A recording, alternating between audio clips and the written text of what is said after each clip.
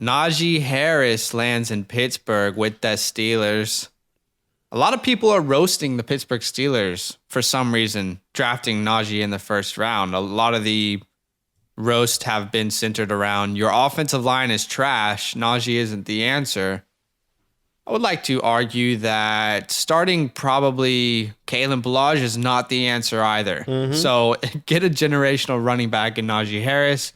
There are a lot of offensive linemen who are still unsigned because this has been the weirdest free agency ever. Yeah, I was actually going through an article today about all these offensive linemen that can still help a lot of teams. There's a lot of guys out there.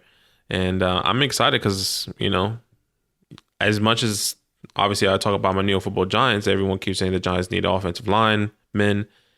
Pittsburgh need offensive linemen. I wonder who's going to be the first team to actually pull the trigger on one of these guys still in free agency. Can we agree that Najee Harris is the clear day one guy? I mean, I am like 95% there. There's only 5% of me that's doubting this. And that's only because of what we saw last year from Jonathan Taylor. It was like, this is the guy. Like, give it one game.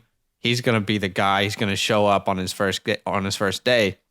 You really only wanted to own Jonathan Taylor mid-year onwards last year. Like, you didn't really want him for the first half of the season. Right. How do you see this panning out? Is he the day one bona fide starter? Yeah, absolutely. There's no other scenario I see somebody else starting in that backfield. Najee is the clear number one guy. They took him with their first round. It has to be Najee. Yeah. And I think maybe to even support that argument, there is no Marlon Mack in Pittsburgh. Kalen Ballage and Anthony McFarland, not really starting running back potential. All respect to them because they made it to the league and I never could. Right. Except through Madden career mode. Okay, we love the fit. I have him ranked dangerously high. If you want to find out where I have ranked in a redraft league, then all you got to do is actually go to patreon.com/fantasylandfam and sign up to any tier. You'll be able to get both mine and Badaki's rankings for free. We're doing a promo right now. Sign up to any tier. Again, patreon.com/fantasylandfam, and you're going to unlock all of our rankings. Okay, we said this throughout the entire offseason, Badaki. Everyone said, Melvin Gordon, I'm taking Melvin Gordon everywhere. We said, pump the brakes. There is no way that Denver goes into the year and Melvin Gordon is their only running back there. Right. Obviously, Javonte Williams, a guy that we are absolutely obsessed with, probably too much, lands in Denver. They trade up in the second round to grab him. Who is the running back to own this year in this backfield for redraft specifically? Let's talk that first. Redraft specifically, I personally, I think it's going to be 50-50 throughout the year. Melvin's going to, you're gonna see him start week 1, and we're gonna be like, but I got Javonte. Yeah. And then week 7, week 8, you see Williams getting more touches and more touches and more touches. I think it has to be. Redrafts. I think he will go in the late rounds in Javonte. Yeah. So I say, if you want to take the chance, hoping that you make it to the playoffs and you're in a good position, Javonte will be getting more touches and could potentially be starting towards the end of the season purely because of Melvin Gordon's contract. He's his last year of his contract this year. I think he has one more year. I don't know if it's guaranteed money. Here's how I kind of see this playing out, to be honest. For lack of a better word, I don't think Melvin Gordon is very good anymore.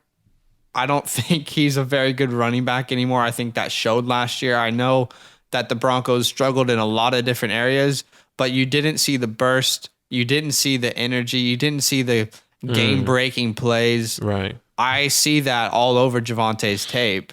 Personally, I'm hoping that in ADP I can get Javonte after Melvin. That's the only way I'm taking a Denver running back.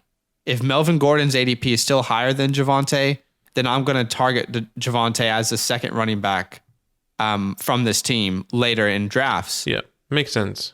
I just don't see a way, if Javonte plays the way we think he can, that he doesn't take this job by midseason. Well, but you're right. It's not like a clear, like Melvin will still be there. So there's not going to be like 20 touches a game at all this season. Correct. For Javonte. So I just looked at Melvin's contract, and his last year is this year. He's unrestricted free agent in 2022. My personal opinion is that they have to give Javonte touches towards the end of the season. If they are done with Melvin, which gives him more opportunity, which is huge for one, dynasty, and for redrafts. Like I said, he can be a late, you know, in redrafts, I can see that somebody, Javonte is not being used. I'm just going to drop him. I'm going to pick up somebody else, you know, because somebody's hurt and they had to drop him, and he can be that guy this year. In my opinion. Let me ask you this. If you're doing a dynasty startup, David Montgomery and Javonte Williams are on the board. Who are you taking in a dynasty startup league? I think I have to go Monty. Okay, because it's a clear, solidified role? Yes, and now he has Justin Fields, which feels a lot more better. I'm just a lot more comfortable in that scenario at the moment. Okay.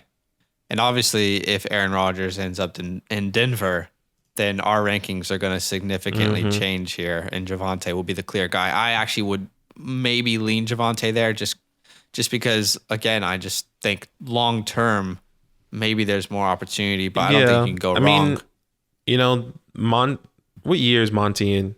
Fourth year? I think he's in his third or fourth, yeah.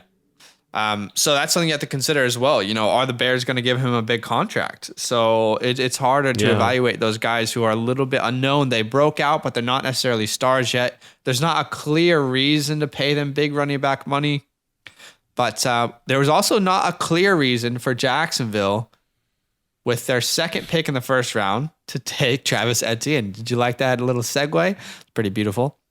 But they did. They took Travis Etienne, with their second first round pick.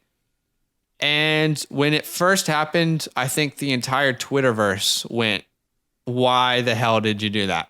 You had James Robinson. Yeah, everyone was just gutted because of all the James Robinson shares they have in all of their leagues. And they're like, oh no. Yeah. And understandably, right? If you are a James Robinson owner in Dynasty, then just want to take this time and say, we're sorry. It's not your fault. You didn't do anything wrong. If anything, you can take this out on Urban Meyer. But let's talk about the future of Travis Etienne here in Jacksonville. Myers says he's a third down back. That's not sexy, but a lot of coaches say things just to say things. Is this a similar scenario where Travis Etienne takes the starting role mid-year, or is this actually a scenario where it's like, hey, this is probably how it's going to be for a while? Well, it's hard because we have two new alpha leaders on this team. I feel like Urban Myers, I think it's true. He probably wants to use Etienne as a third down back, but Trevor wants to have Etienne on the field every time he's on the field. Yeah. Potentially. So I think they could be some bumping of heads in the future. Yeah. And maybe it can just be like, you know, they want to utilize both of them, but they can't. I think it makes sense that they take Travis purely because you got James Robinson for nothing. He was undrafted. You picked him up, essentially, if you want to call it, off waivers. And you add him to your team. You lose no value off of James Robinson. He's a great back. You know, like Zach, I know we were talking about this during the draft. Gain a third round pick, a fourth round pick off of James is not anything crazy. But you have, you know, the 1B in running backs in this draft. Yeah, and also, if this team is good, then there could be value for both. I'm really struggling to see a scenario this year, specifically, where both aren't used heavily. I'm struggling to see an alpha dog running back in this backfield. I think long-term dynasty, I'm not afraid to take Etienne because I think next year he's probably going to be the guy. But I'm struggling this year to rank Etienne in redrafts because James Robinson is there, and there's no reason not to have two great running backs if you're thinking strictly from just a coach's perspective. Right. So, all right, one guy we are obviously more excited about in year one, and he went in the 4th round instead of in the 1st round. Maybe not more excited, but just as excited, is Michael Carter. Michael Carter went in the 4th, picked up by New York. He lands in an offense now with Zach Wilson, Elijah Moore, Corey Davis, Jamison Crowder, probably. If he stays on the team. I think that's enough. I think, this team is at the moment loaded with young talent on both sides of the ball.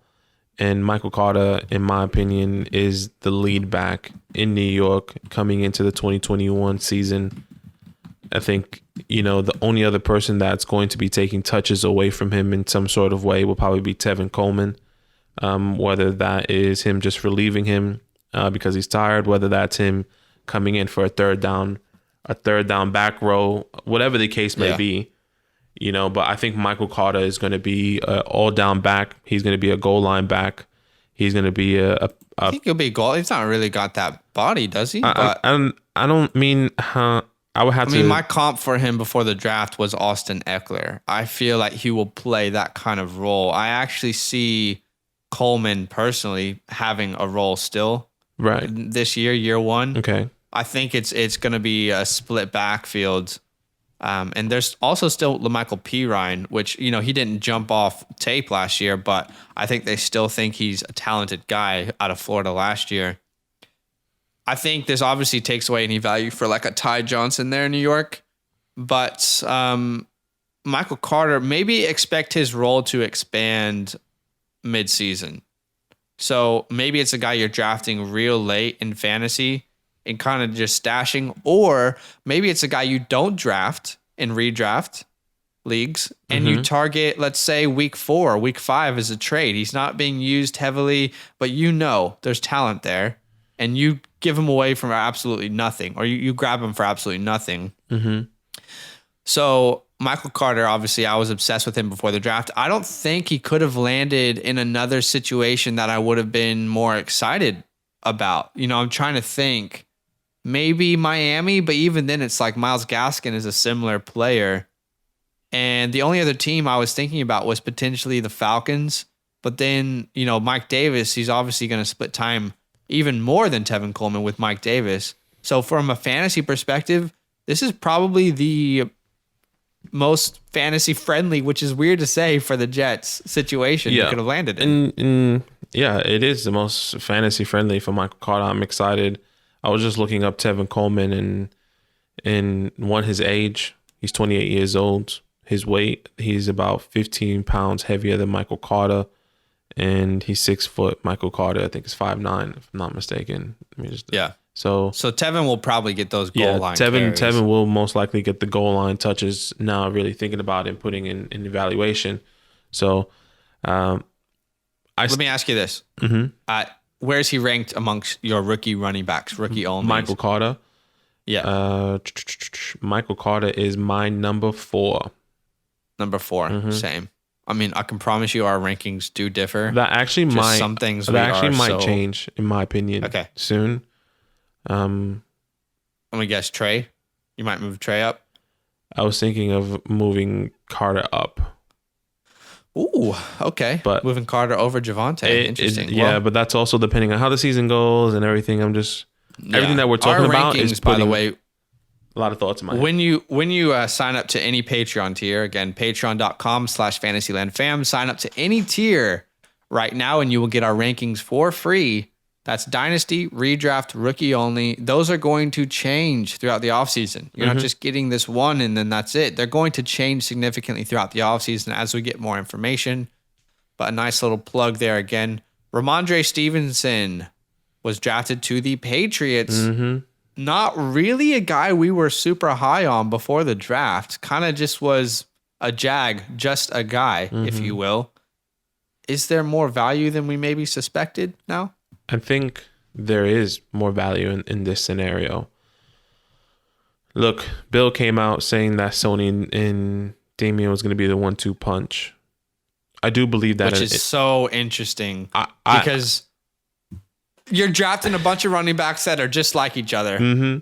But I do believe Rhamondre is crazy big, but like it's just like, was he the guy to draft? I don't know. God trust Bill. I believe that, Sony and Damian is going to be the 1-2 punch. And then I'm pretty sure I read a report earlier yesterday that said they're not going to pick up Sony's 5th-year option. So he will be a free agent next year. After this year? Yeah. Okay. So, which kind of makes sense. I don't know how the hell you pay Sony Michel to just be injured on your team every year. Yeah, exactly. And maybe not this year, but maybe next year, that's when Rhamondre is going to come in and be that big body guy on your team. Even I would Damian's say still that big body guy, though. Like, yeah, Damian. I love Damian Williams. I really hope Damian that Harris? he gets a fair shot. Oh, sorry, Damian Harris.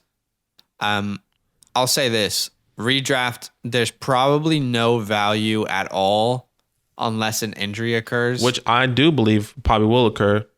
Yeah. Because Sony, these guys, not that they're both injury prone. Sony's more injury prone than Damian, in my opinion. It wouldn't be a surprise Correct. if either of them were injured. Correct. Or both were injured after week 3. That's right. And in that case, there would be massive value for Stevenson. In Dynasty is probably where you're targeting him. And it's hard to evaluate him because we don't see him as an insane athlete.